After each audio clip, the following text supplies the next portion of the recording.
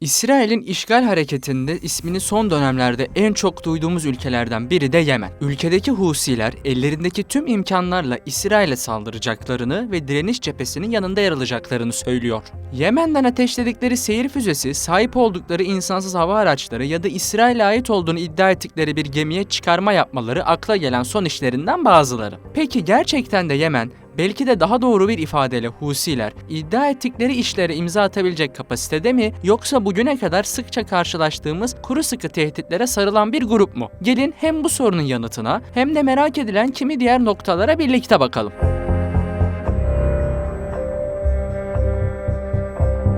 Bugünkü Yemen'i ve Husileri anlamak için önce takvim yapraklarını biraz geriye doğru çevirmek gerekiyor. Artık hepimizin aklında bir şekilde yer eden Arap Baharı, Yemen için en önemli kırılma noktalarından biri. Çünkü Arap Baharı öncesinde ülkeyi 30 yıldan uzun bir süre aynı ismin yönettiğini görüyoruz. 1978'den beri Cumhurbaşkanı olan Ali Abdullah Salih. Salih, Ocak 2011'de başlayan halk ayaklanması ya da namı diğer Arap Baharı olayları sonrasında görevden çekildi. Yerine yardımcısı Mansur Hadi geçti. Hadi, Şubat 2012'de tek aday olarak girdiği seçimleri kazandı ve Cumhurbaşkanı seçildi. Yemen'de filmin tam olarak koptuğu dönemde 3 aşağı 5 yukarı işte bu olaya denk geldi. O dönemde başta El-Kaide olmak üzere güvenlik boşluğundan yararlanan çok sayıda örgüt ülke içinde faaliyet imkanı buldu. Bu boşluktan faydalanan gruplardan biri de Husiler. Onlar da başkent Sana'ya doğru ilerledi ve uluslararası meşru hükümete darbe yaptı. İşte bu noktada Husiler için ayrı bir parantez açmamız gerekiyor. Bugüne nasıl ulaştıklarını ve amaçlarını anlamadan İsrail'in işgaline yönelik tutumları kafamızda tam olarak oturtabilmemiz pek mümkün değil. Husiler ya da resmi adıyla Ensarullah, Yemen'de faaliyet gösteren Zeydi bir grup. İsimleri aynı zamanda kurucuları da olan Hüseyin Bedrettin el-Husi'den geliyor. Ensarullah hareketi 1990'lı yılların başında Yemen'in kuzeyinde, Suudi Arabistan sınırının hemen yanı başındaki Sada bölgesinde kültürel ve dini faaliyet odaklı küçük bir grup olarak kuruldu.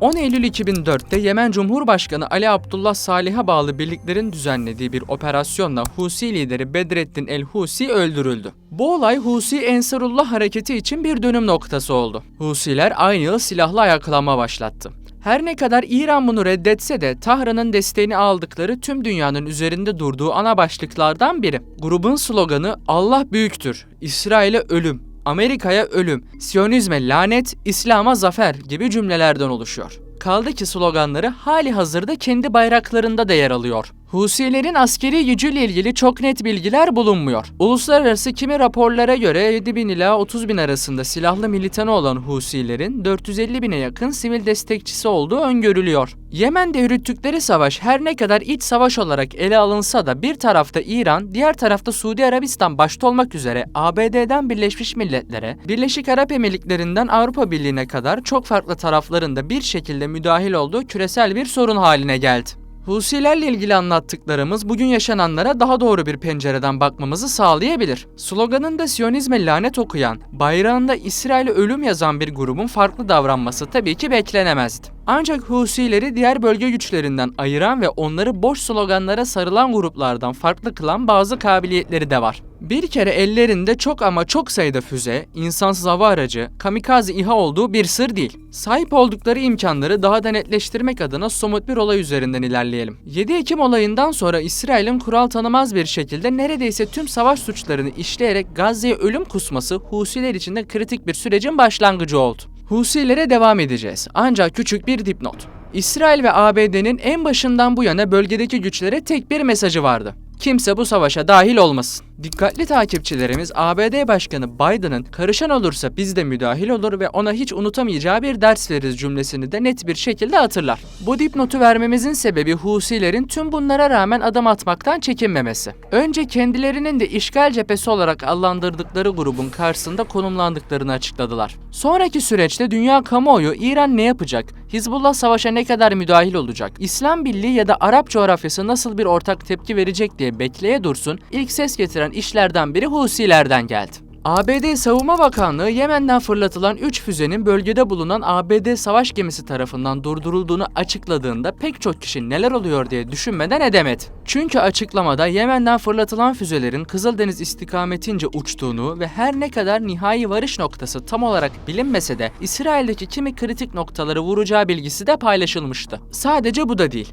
Aynı gün ve ilerleyen zamanlarda gerek ABD gerek İsrail tarafı çok sayıda insansız hava aracını düşürdüklerini ve bunların da Yemen'den gönderildiğini duyurmuştu. Anlaşılan Husiler söylemlerini somut eylemlerle de destekleyecek ve İsrail'in güneyini sıkça tehdit ederek orada yeni bir cephe açılmasını hedefleyecekti. Madalyonun İsrail-ABD cephesi böyle. Ancak yaşananların bir de Yemen tarafı var. Her ne kadar başarıya ulaşamamış olsa da Yemen'deki İran destekli Husiler, İsrail'e füze ve İHA gönderilmesinin arkasında kendilerinin olduğunu duyurdu. Husilerin sözcüsü Yahya Es-Seri, düzenlediği basın toplantısında çok sayıda füze ve İHA'larla İsrail'i hedef aldıklarını söyledi ve Gazze şeridine yönelik saldırı sona erene kadar İsrail'e füze ve İHA fırlatmaya devam etme sözü de verdi. Bu noktada biraz daha derine inelim ve Yemen'in İsrail'e doğru fırlattığı ancak bölgedeki ABD savaş gemisi tarafından engellenen füzeye yakından bakalım. Menzilinin yaklaşık 1000 kilometrenin üzerinde olduğu değerlendirilen bu balistik füzenin yüzlerce kilogram ağırlığında harp başlığı taşıdığı düşünülüyor. Bu da füzenin engellenememesi durumunda karşı tarafa çok ciddi hasar verebileceği beklentisini oluşturuyor.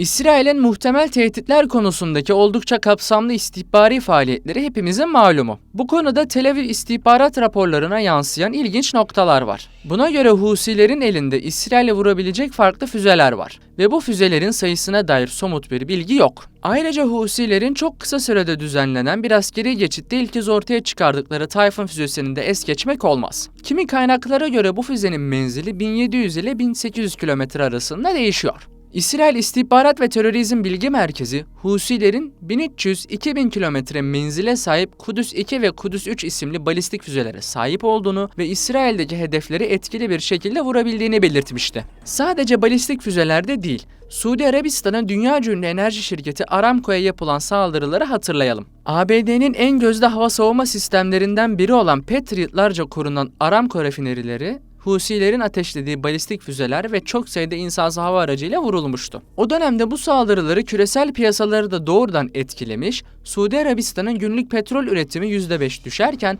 petrol fiyatları %20 artmıştı. Husilerin benzer bir şekilde İsrail'e de insansız hava araçları ya da kamikaze mühimmatlarla vurmak istemesi konuyu takip edenler için sürpriz değil. Husilerin insansız hava aracı cephaneliğinde menzilinin 2000 kilometreye yaklaştığı iddia edilen Samad 3 başrol oyuncularından biri. Samad 4 için öne sürülen menzil ise 2000 kilometrenin üzerinde. Tüm bunlara ek olarak Vahid isimli İHA ve İran üretimi Şahid 136 kamikaze İHA'larının da Husilerin envanterinde olduğunu biliyoruz. Şahid'in menzilinin de 2200 kilometre olduğuna yönelik haberler yapıldığını hatırlatalım. Her ne kadar balistik füzeler ve insansız hava araçları üzerinden öne çıksa da Husiler için en kritik kabiliyetlerden biri de insanlı ya da insansız kamikaze deniz araçları. ABD gibi dünyanın bir numaralı donanmasının ısrarla Aden Körfezi'nden kaçınmasının ve buraya bir türlü istediği gibi girememesinin en önemli sebeplerinden biri de Husilerin bu alanda sahip olduğu enstrümanlar. Arada kaynamaması gereken küçük bir detayla bitirelim. Kızıldeniz'de kaçırılan dev bir kargo gemisinin görüntüleri uluslararası haber ajanslarına ard arda düştü. Husilere göre bu gemi İsrail'e bir iş adamına aitti ve bu nedenle gemiye el koymuşlardı. İsrail tarafına göre ise geminin kendileriyle ilgisi yoktu. Gemi Japonya merkezli bir firma tarafından işletiliyordu. Sahipleri ise İngilizdi. Gemi gerçekten kime ait şimdilik bunu bilemiyoruz. Ancak bildiğimiz bir şey var. Husiler bu baskın için bir helikopter kullandı, geminin ortasına çok sayıda silahlı elemanlarını indirdi ve bir şekilde gemiyi kaçırmayı başardı. Yemen'in Suudi Arabistan sınırında kurulan, önceleri nispeten dar bir çevrede etkili olan, sonrasında silahlı eylemlere katılan ve bugün geldiği noktada İsrail'e balistik füze ateşleyip Aden Körfezi'nde sivil gemiye helikopterlerle indirme yapan bir güçten bahsediyoruz. Belki de bu nedenle anlattıklarımız sadece Yemen'den İsrail'e karşı muhtemel tehditleri göstermekle kalmıyor, dünya harp sahasını yeni gerçekliği olan vekalet savaşlarında Husilerin nasıl roller oynayabileceğini de bize net bir şekilde gösteriyor.